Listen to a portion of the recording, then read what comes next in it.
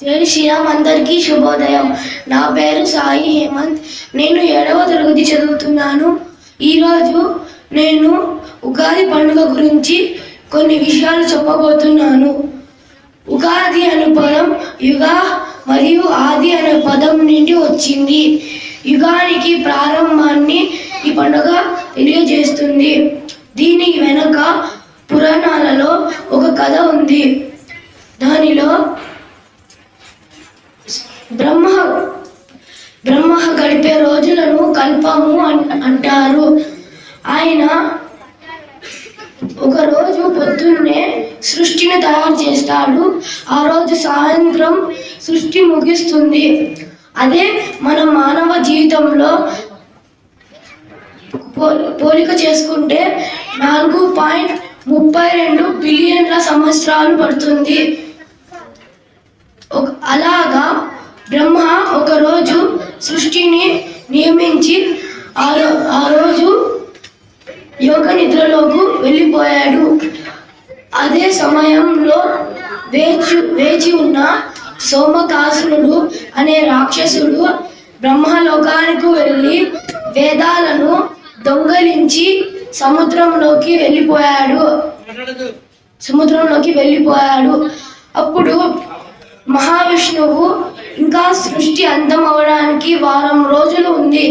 అప్పుడు భూమి మీద పరిపాలిస్తున్న రాజు సత్యవ్రతుడు. ఆయన ఎంతో మంచిగా ధర్మ పరిపాలన చేస్తూ ఉండేవాడు. అప్పుడు మహావిష్ణువు భూమి మీద మొదటి అవతారం మత్స్యావతారంలో భూమి మీదకి వచ్చాడు. ఒక బంగారు చేపగా సత్యవ్రతుడు నదిలోకి వచ్చాడు. అప్పుడు మహావిష్ణువు సత్యవ్రతుడితో, నేను ఒక చిన్న చేపని కదా, నేను సముద్రంలో ఉంటే వేరే జంతువులు నన్ను తినేస్తాయి, కాబట్టి మీ దగ్గర నన్ను భద్రపరచండి అని ఇచ్చారు. ఆయన ఒక చిన్న కొలనులో దాన్ని దింపాడు. అది ఆ కొలనులో సరిపోక పెద్దదైంది. అందుకు ఆయన వేరే రాజకొలలో దింపింటే ఆ నదిలో పొద్దునకి అది ఇంకా పెద్దదైపోయింది. చివరికి ఆయన సముద్రంలో దింపాడు. అప్పుడు ఆ చేప ఇంకా పెద్దదైపోయింది. అప్పుడు సత్యరథుడు, మీరెవరు, మీ దైవ మహిమను మాకు తెలియజేయండి అని చెప్పాడు. శ్రీ మహావిష్ణువు ఆయనకు దీని గురించి చెప్పాడు. సత్యవ్రతుడు శ్రీ మహావిష్ణువు, నేను శ్రీహరిని, నేను వారం రోజుల తర్వాత ఇక్కడ ప్రళయం వచ్చి భూమి అంతమవుతుంది. అప్పుడు ఒక చిన్న పడవని నేను పంపిస్తాను. ఆ పడవలో నుంచి మీరు నాతో పాటి రావచ్చు అని చెప్పి శ్రీ మహావిష్ణువు వెళ్ళిపోయాడు. అలాగే వారం గడిచిన తర్వాత ప్రళయం వచ్చి వర్షం ఎక్కువ పడుతూ ఉంది. అప్పుడు శ్రీ మహావిష్ణువు చెప్పినలాగానే ఒక పడవను పంపించాడు. ఆ పడవలో సప్త ఋషులను ఎక్కించుకొని యజ్ఞాలు చేస్తూ ముందుకు తీసుకువెళ్ళాడు. పెద్ద అలలు, ఉరుములు, మెరుపుల నుంచి కాపాడడానికి శ్రీ మహావిష్ణువు వాళ్ళకు సహాయం చేశాడు.